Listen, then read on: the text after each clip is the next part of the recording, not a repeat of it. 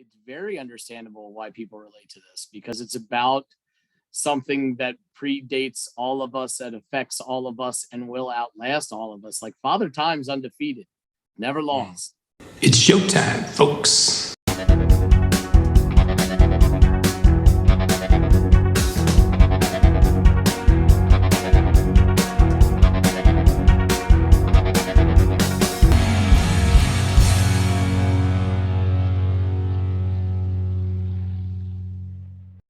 Howdy doody, neighbour, and welcome to another episode of Into the Music. My name is John, and I'm not from these parts, as they say. He's from those parts. Yes, and that is my cohort, Andy. Andy, how you doing? I'm doing well, John. How are you, sir? I am tip-top. Thank you for asking. Excellent. I was hoping for a tip-top. Yeah, we all will. So, are you in the mood for some music? Yeah, man. That's why you're in the wrong place. Exactly. No, I don't react to Airplane, the movie now. Exactly. It reminds me when I broke my toe and I went to the proctologist. They were like, "What the hell are you doing here?" We can put it up there, but no. So, yes, I've got a tune for you. Of course I have. We're always open at John's Emporium and any waifs and strays. So, have you heard of a band called Teenage Fanclub? No, I've not. Interesting. This will be a real treat for you then. The song is called Everything Flows. All right. Let's see if it does. I'll give it a listen. Yeah. You toddle off and then toddle back. All right. Toddle I go. I'll see you in a bit. All right.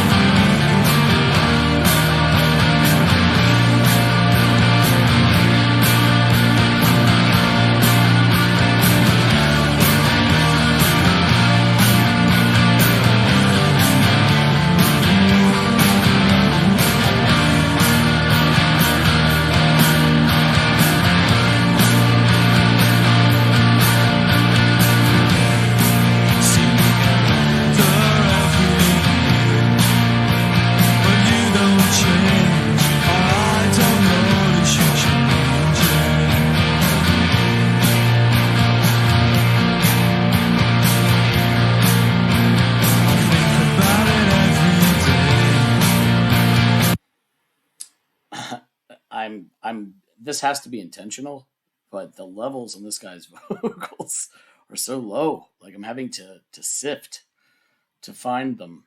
But the music is lovely. I like it. It's just I kind of want to hear what this guy has to say. But we shall see.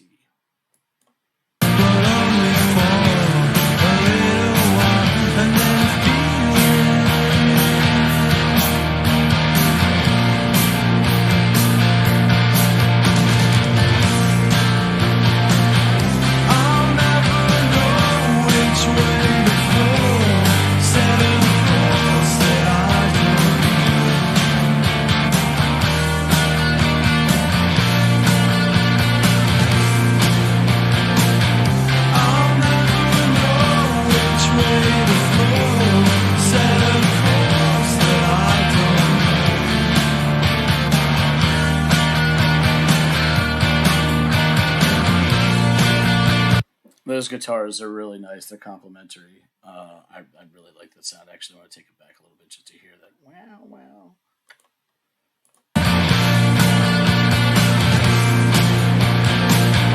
I'll never know which way to flow. Set a course that I don't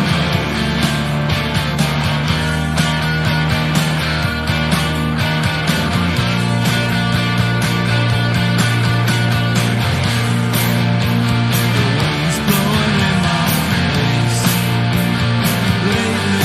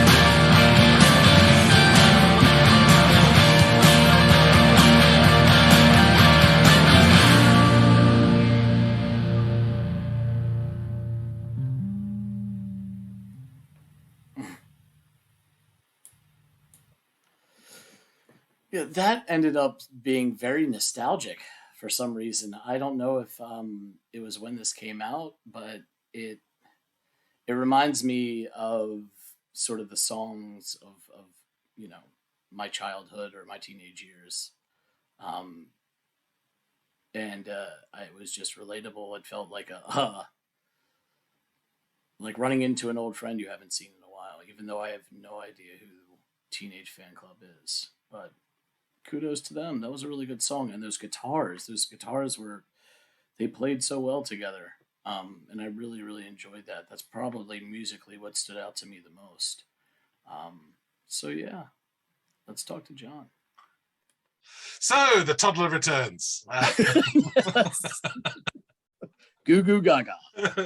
I am back. I've got that album. There must be an album called Goo Goo Gaga out there. You know. Oh, there's one called Gaga Gaga Gaga. Yeah, and there's another one called Goo. Yes. Excellent. So anyway, we digress as always. Yes, so the matter at hand, the fan club, yes. the teenagers. Yes. I really liked it. I really liked it. It was when it first started, and like the guy first started coming in, and pardon me as I looked down and referenced my notes, but it was really hard to make out his vocals at first. Yes. Yes. I was like, to the point where I was like, I think I literally said this has to be intentional, right? Like, why are they making me do this? But as the song went on, I actually was able to hear him more clearly. I don't know if that's my brain adjusting or the levels coming up on his vocals or whatever, but it ended up working out in the long run. Like vaguely familiar to the point where I feel like, I don't want to say I've heard this song, but I feel like it was like it may have been on a commercial or a television show or a movie, because the chorus, some bit of that really rang true to me, as if it was calling back to some, buried memory or whatever. So that was kind of interesting, and I guess inherently kind of, for whatever reason, nostalgic, because it also really had a certain sound to it. And I want to say that sound was like 92 to 96 alternative rock, not grunge rock, although weirdly both these rock subgenres were played on the same radio stations, at least where I was from. So you'd get like all these different little rock subgenres mixed in. You'd have your Nirvana, and then your Dave Matthews Band, and your Blues Traveler, and Counting Crows, and then Collective Soul and Pearl Jam, and it was just all over the map kind of rock was, right? Yeah. But this definitely fit into one of those little subgenres, and it's kind of the I wrote like the Wallflowers or Gin Blossoms, or like one of those bands that was like in that wheelhouse. That's kind of what they reminded me of when I listened to this tune. I gotta say, musically, the thing that I really loved the most were the guitars. I know we're limited when we're talking about rock acts usually, so I usually come back going, oh, the bass or the guitar or the drums. But in this case, it was the guitars. They really, it was complementary the way they worked with one another in this track. And the chord progression and tone, like the tonality of the guitars was great. And just, they weren't the same. They each were different tones. So they complemented each other instead of just being like the same exact set. It's like you record the same two different tracks with the same guitar. It kind of just gets lost sometimes. So I really liked it. It was interesting, nostalgic, and it makes me wonder when this came out. Is this like art mimicking earlier art, or is this from when it sounds like it's from? Oh, I wish I had a big reveal. So you said 92 to 96. Yeah. Pull back the velvet curtain, 1989. Oh wow. Ooh, So a little audience bit, go, ooh. He was off by 3 years. Maybe they were just a little bit ahead of their time in this sort of sound or whatever, or this sound didn't reach mass appeal until that, like aforementioned 92 to 96 or whatever. But yeah, definitely sounded like it was from not that year, but a time close to that. That it could Yeah, have this is kind of one of the so the band themselves, they're from Glasgow. Sorry, I made a mistake. They formed in '89. This track was 1990. okay. But around that time, you had the beginnings and elements of things like grunge and shoegaze, and it's got the first album is called A Catholic Education, which is a brave title for someone coming from Glasgow. Um, but it had those elements. It's a really interesting album. It's sloppy, shambolic, all over the place. There's a few tracks that are really hard to listen to. Really? I'm very fond of it. But this just is a standout track by head and shoulders above anything else on this album. And those songs, I'm sorry, what you were just describing, the shambling, not very well put together stuff, same album. Yeah. So it's track. It's all really low budget, put together. They did the follow-up album to this called The King. They did in a day, so you can imagine how well executed that was. Yeah, an entire album in a day. Is that what you just said? Yeah. That's yeah. So songs need more time to breathe, let alone albums. I mean, come on. Yeah. So they're made up of the main guy, and it's probably unfair to say this, but I'm going to because I'm an unfair sort of person. The main guy is Norman Blake. He's vocals and guitar. He used to be in a band called BMX Bandits, which was sort of big-ish on the indie scene. I was joined by Raymond McGinn. Oh, my writing. Gee, who wrote this? Oh, I did. Raymond McGinley and Gerard Love. So Raymond McGinley's lead guitar with vocals, and Gerard is bass. And then they had a rotation of drummers that came and left. Very Spinal Tap, as you know. So yeah, they brought out this album, and this song in particular sort of got a bit of headway. They brought out The King, which isn't that great, to be honest with you. And then they brought out an album in oh man, I didn't even write the years, but I'd say 92, 3, something like that, called Bandwagon-esque, and that broke them hugely. They refined their sound at that point, so they were a combination of the Byrds, Big Star, and what else have we got here? Oh, like Beach Boys sort of harmonies as well. So really tuneful, lovely put together, softer sounding, is what we described as power pop. So it's got that sort of indie edge to it, but it is pop songs. And I think they kind of made headway in America. And then they brought out an album after that called 13, which I think is decent, but it just sent them backwards. And then after that, they brought an album out called Grand Prix, which again, right up there, brilliant. Absolutely brilliant. They are still going to this day, and they've knocked out, another 5 albums since, but they're the ones I really know. The Bandwagon-esque and Grand Prix are really worth a listen. That sort of Birds sound, and if you're not familiar with Big Star, you soon will be, and then you'll definitely want to check them out, because I've got that on a list somewhere for some willing victim. So lovely harmonies, that sort of folksy feel to it, gentle-ish guitars. It's not all sort of soppy and but it has some edge to it. But really, really well put together, and they're real craftsmen. So this song is a bit of an oddity compared to the rest of the stuff on the album. It's the most tuneful one, and there's some magic in this song, and it's indescribable. You can't quite put your finger on it, because almost everybody who listens to this says, I've heard this before, but they haven't. And almost everybody says, this makes me, and it inspires feeling to the listener of nostalgia. And almost a lot of people have said that when they listen to it, they kind of zone off and they start thinking about their own life and things like that. This introspection as a listener you get when listening to this song. There is a really interesting chord progression, and the two guitars, as you mentioned, are almost like the Everly brothers in the way they work together. It's great. But apart from that, it's not that complicated.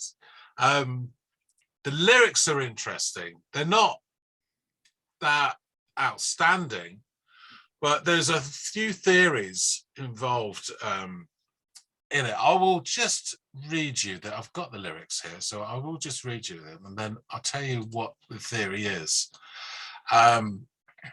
This will surprise you a little bit. So it starts.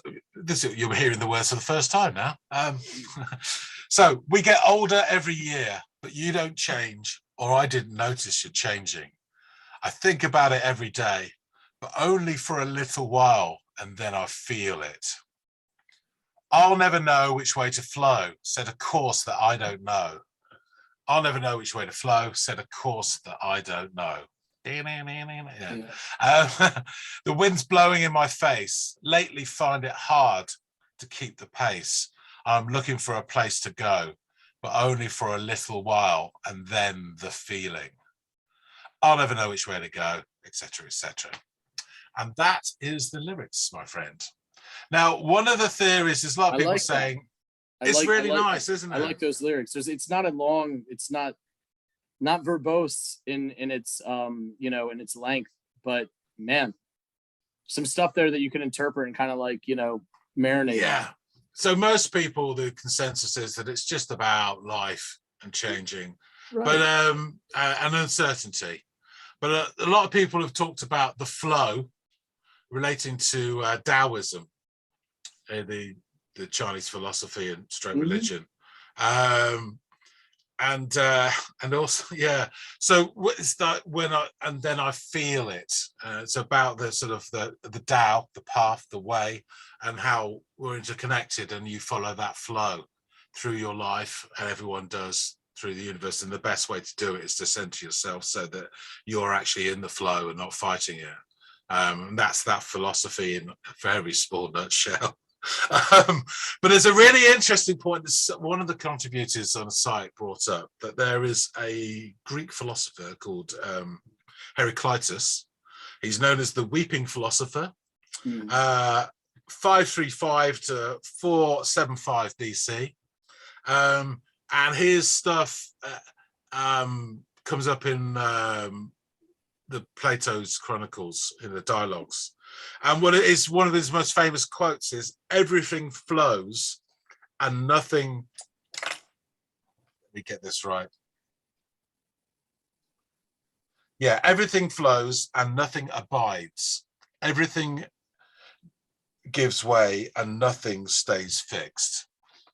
So he came up with the bright idea that things change, which was a major breakthrough back in Athens then. Hang on a minute. But this everything flows is quite a famous quote. And I'd like to think that these guys, they're quite, they're only kids when they're doing this, but I think they're quite literary. So I'd like to think that this, influenced them. And it's quite nice to tie in a quote from a Greek philosopher and a sort of Chinese religion into this thing. And I think it's one of these songs that really resonates with people, and you cannot say why, because it's not that complicated. But it just, music cliches, it hits all the right notes, Yeah, I don't know if it's, I think everybody's trying to be too smart. Like maybe. It's very understandable why people relate to this, because it's about something that predates all of us, that affects all of us, and will outlast all of us. Like Father Time's undefeated, never lost. So everybody, maybe not a 13-year-old is going to relate to this, but every 13-year-old, well, most 13-year-olds are at some point going to be 35-year-olds or 50-year-olds. And at each one of these junctures, they're going to look back and realize time has passed, and this is what it's done to me, or the things around me, or the people that I love. So, and every time you hit one of those landmarks, there's a course set out before you, and you don't know what it is, but you've got to go with it, because everything flows. you got to let it happen. Yeah. So yeah, I think it's really, really relatable, and it's like it'd be hard not to be able to relate to a song about this. But yeah, it's pretty universal, and I do like the clever nods to both, like, you know, the theory coming, the philosophers coming out of Greece, as well as the Far Eastern religion of Taoism. It's you know, you and I are both kind of suckers for, like, whenever people sneak things into songs that are references to the past or history or whatever. So yeah, it Well, was that a would really tickle great, you. great song. Yeah, man, I enjoyed it. Wrap things up then. Thanks very much, Andy, for listening to this ditty. It was my pleasure. Thank you for offering up this ditty. Great. For everyone else out there must be some fans of the fan club. Let us know what you think about this one. I'm sure loads of people have heard this. Let us know your favorite Fanny's track, and we will see all of you next time on Into the Music. See ya. Cheerio.